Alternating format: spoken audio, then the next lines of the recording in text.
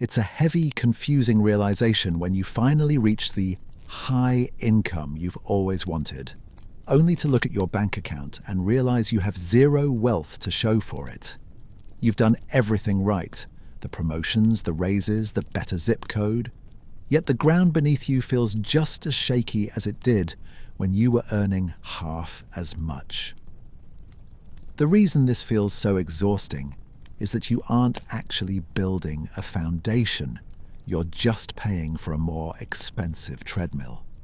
Every time your paycheck grows, your ego quietly sends you the bill, and before you know it, your freedom has been traded for a collection of symbols that only exist to impress people who aren't even looking. The danger isn't that you aren't making enough. It's that you're trapped in a cycle where looking successful is costing you the very security you're working for. There is a psychological, invisible barrier between being rich and being truly wealthy. And if you don't find it, you'll spend your entire life working for things that will never love you back. Understanding why this happens is the only way to stop the bleed. So let's begin. It's a strange feeling. Standing in the middle of a life you worked so hard to build, looking at all the things you finally managed to buy, and realizing you've never felt more fragile. There's this quiet, nagging irony in the modern world. We spend the first half of our lives chasing a number, a salary, a title, a bracket, convinced that once we hit it, the ground beneath our feet will finally stop shifting. We think income is a shield, but for a lot of us, it turns out to be more of a treadmill. See, we've been taught to conflate rich with wealthy, but they aren't even distant cousins. They're opposites. Being rich is a snapshot. It's what you see. It's the high-performance car humming in the driveway, the designer coat that makes you feel like you've arrived, the expensive dinner where you don't even look at the right side of the menu. It's a status of current income. It's a loud, visible performance. And because it's visible, it's what we aim for. We see someone driving a $100,000 car, and our brain instantly registers, they are successful. But the reality is much more clinical and a little bit colder.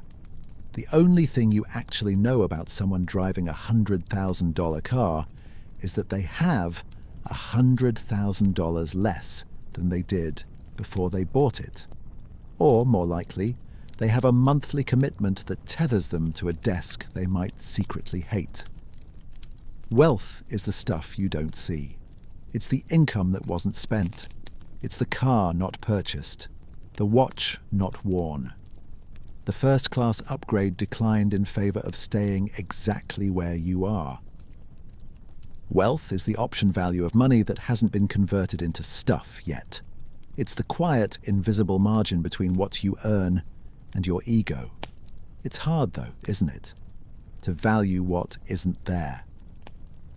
Human beings are wired to learn by observation. We can see rich, we can see the house, the vacation, the lifestyle. We can't see someone's brokerage account. We can't see the peace of mind that comes from a massive cash cushion. So, we model our lives after the visible part, the spending, and we ignore the invisible part, the restraint. We end up in this weird income trap where the more we make, the more we feel we have to show for it. It becomes a tax we pay to stay relevant in our own social circles. If you get the promotion but keep driving the old Honda, people ask if everything is okay at home. There's a pressure to level up. But every time we level up the lifestyle to match the paycheck, we're essentially trading a piece of our future for a moment of present-day theatre. We're working harder and harder just to stay in the same place. It's a high-income poverty. You have the six-figure salary, but your bank balance at the end of the month looks remarkably similar to when you were making half as much. The money passes through your hands like water through a sieve. You're just the middleman between your employer and your creditors. And that's the trap. We think that by spending money to show people how much money we have, We are becoming wealthy.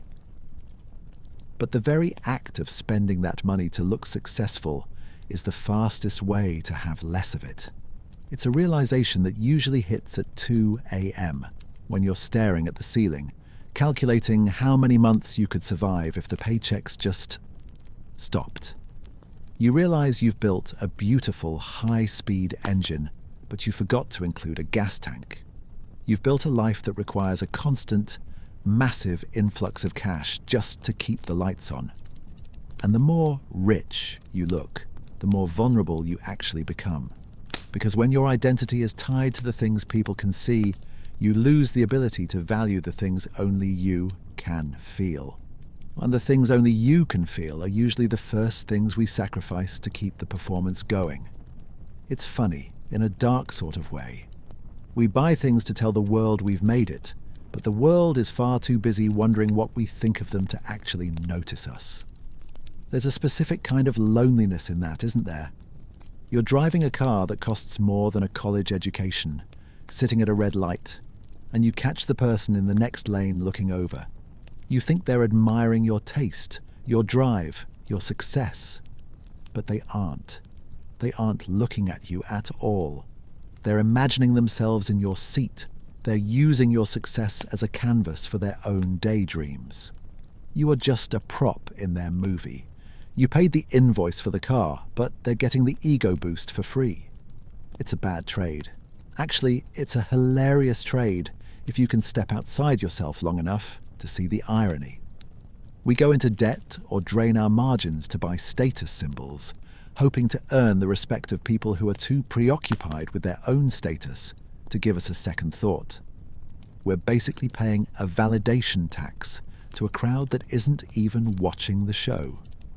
The problem is that ego has a very high floor and no ceiling. It's a hidden line item on your monthly budget that never shows up on an app. It's the what will they think fee. And for high earners, that fee is astronomical. When you start making good money, you feel this invisible obligation to look like you're making good money. Your house has to have the right zip code. Your kids need the right gear. Your hobbies can't just be hobbies anymore. They have to be curated experiences. Every time we use our income to signal our worth, we're essentially turning a financial asset into a social liability. We think we're building a foundation, but we're actually just building a cage with nicer curtains. And the bars of that cage are made of other people's opinions. There's this quiet, subtle arrogance that comes with a big paycheck.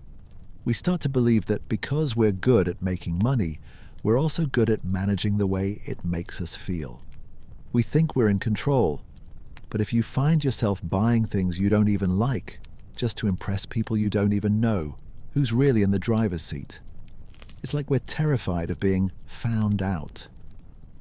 Terrified that if we don't display the trophies, people might think we've lost the game. So we keep spending. We keep up the appearance of wealth while the actual, invisible wealth, the freedom to say no, the ability to walk away, the peace of a quiet bank account slowly evaporates.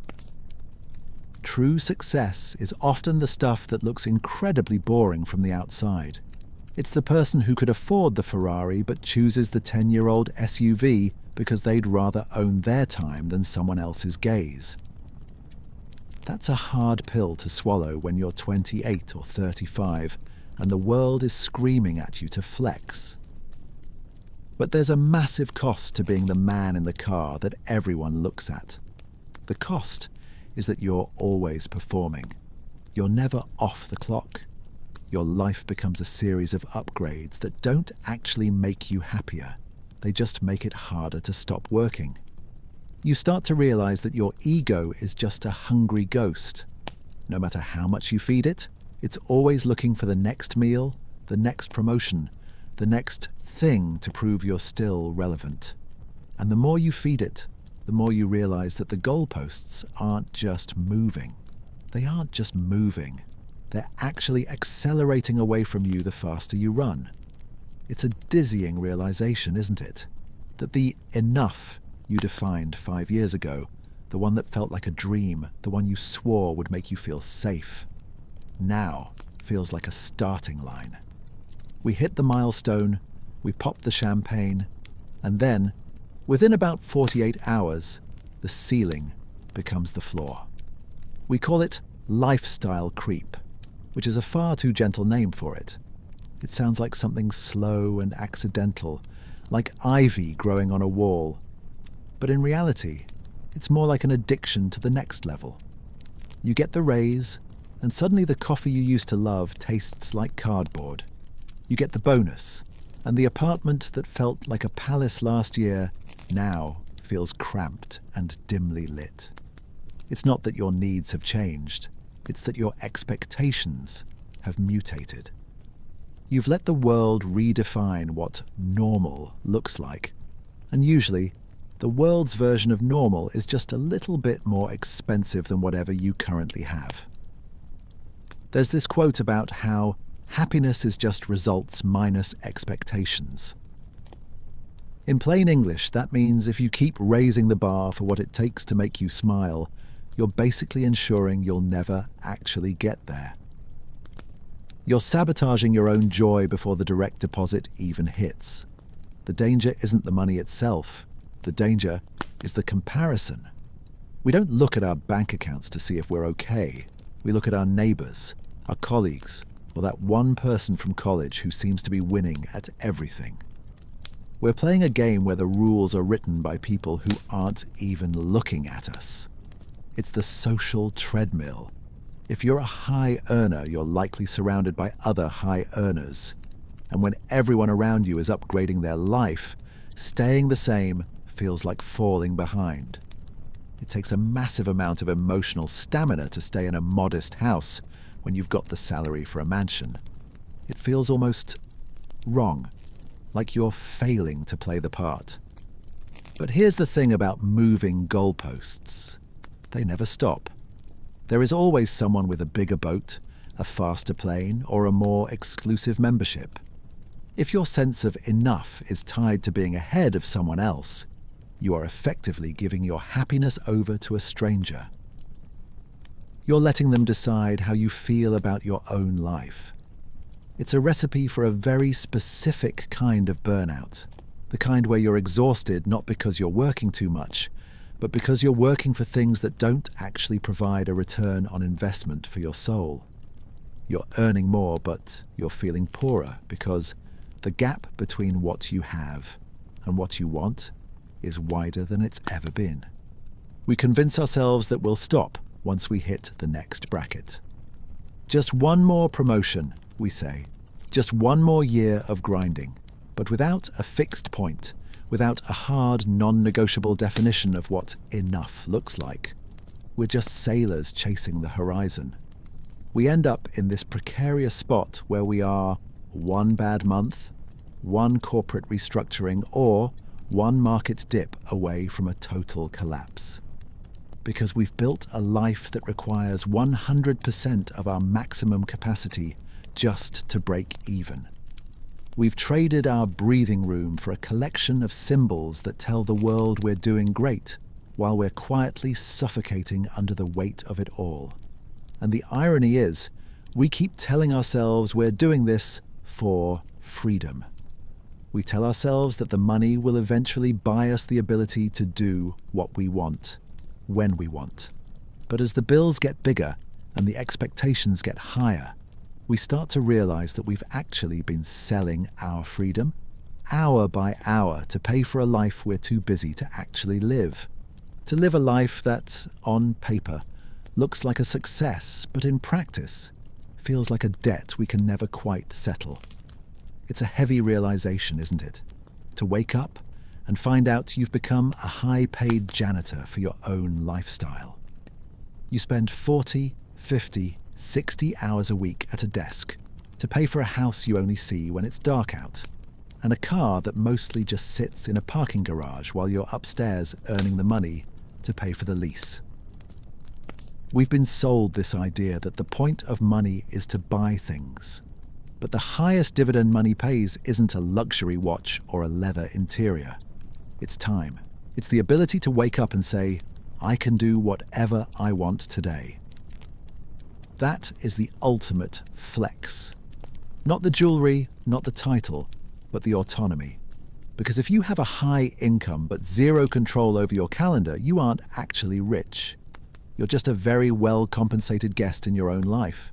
You're a slave to the bills, a slave to the boss who signs the checks, and a slave to the social expectations that keep you on the treadmill. True wealth is measured by the number of days you can live without someone telling you what to do. Think about that for a second. If you lost your job tomorrow, how much wealth do you actually have? If the answer is 3 weeks before I lose the house, then you aren't wealthy. You're just on a very expensive tightrope. There's a quiet, understated power in having fuck you money. It doesn't have to be millions. It just has to be enough to give you a choice. It's the gap between having to take a job you hate because the mortgage is due and being able to wait for the right opportunity because your life isn't a house of cards. Wealth is the fuel for freedom.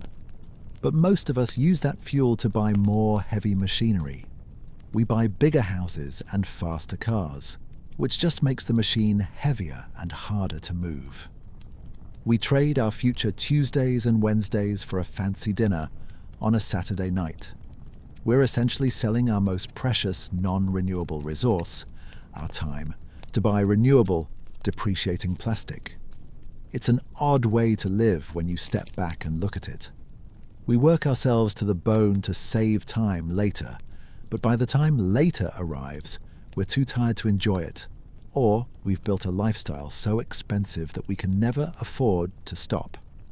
The goal of having money should be to stop thinking about money. But for the high-income, zero-wealth earner, money is all they think about. They think about earning it, they think about spending it, and they think about how terrified they are of losing the flow.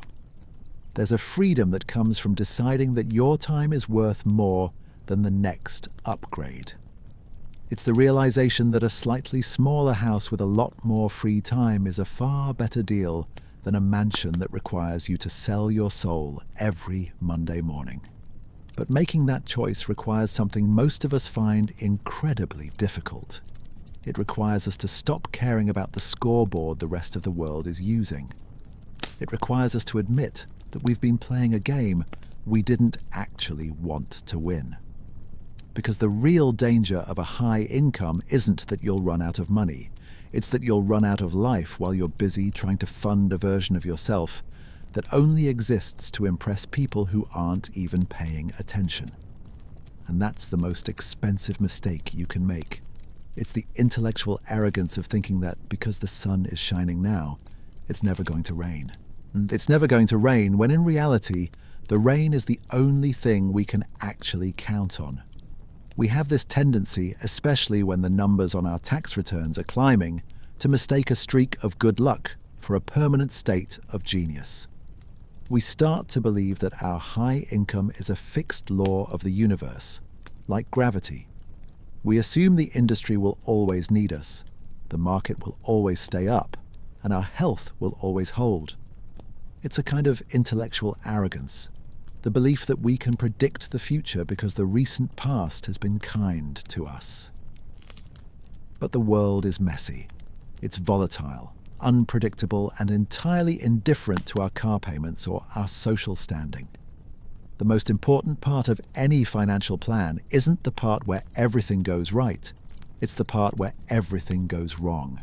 It's what we call a margin of safety. In plain English, a margin of safety is just a gap between what you think will happen and what could happen. It's the realization that you are not as smart as you think you are, and the world is more dangerous than it looks. For the high earner, this usually looks like one simple, counterintuitive habit: saving without a specific goal. Most people only save for a thing: a house, a wedding, a new car. But saving for no reason at all is actually the ultimate hedge against a world that doesn't care about your plans. It's frugality as insurance. When you save money just to have it, You're buying a buffer against the unknown. You're acknowledging that you don't know what's coming, but you know you'll need a cushion when it arrives. It's the only variable we actually control. We can't control the economy. We can't control our company's board of directors. And we certainly can't control the whims of the people we're trying to impress. The only lever we can pull is the gap between our ego and our income. And when you pull that lever, everything else starts to shift. The landscape looks different when you stop viewing money as a tool for more and start viewing it as a tool for less. Less anxiety, less performance, less dependency. You start to see how all these pieces we've talked about actually fit together. You realize that the rich lifestyle you were chasing was actually a treadmill powered by your own exhaustion. You see that the ego tax you were paying to strangers was just a way of staying in a cage you built yourself. You begin to understand that the moving goalposts of your lifestyle weren't there to guide you to happiness. They were there to keep you running. And suddenly, the invisible wealth, the stuff you don't spend, the time you don't sell, the peace of a quiet morning without a looming debt, starts to feel a lot more real than the shiny things in the driveway. It's a quiet shift. It's the moment you realize that the most successful person in the room isn't the one with the loudest watch, but the one with the most options. The one who can afford to wait. The one who can afford to say no. The one who has built enough of a margin that they don't have to be afraid of the rain. It's a path that doesn't lead to a bigger house, but to a bigger life. I'm curious, though, as you're listening to this, do you feel like you've been building a gas tank or just a bigger engine? Have you ever felt that income trap pulling at you, making you feel poorer the more you made? I'd honestly love to hear your thoughts in the comments. It's a strange journey we're all on, and sometimes just knowing someone else feels the same weight makes the path a little easier to walk. If this conversation meant something to you today, it would mean a lot to me if you'd let me know. Maybe leave a like, hype, or subscribe to the channel. It's a small way to help us keep these reflections going, and it really does help. But more than that, I just hope you find your enough. I hope you find that quiet space where the numbers stop and the living starts. Take care of yourself. We'll talk again soon.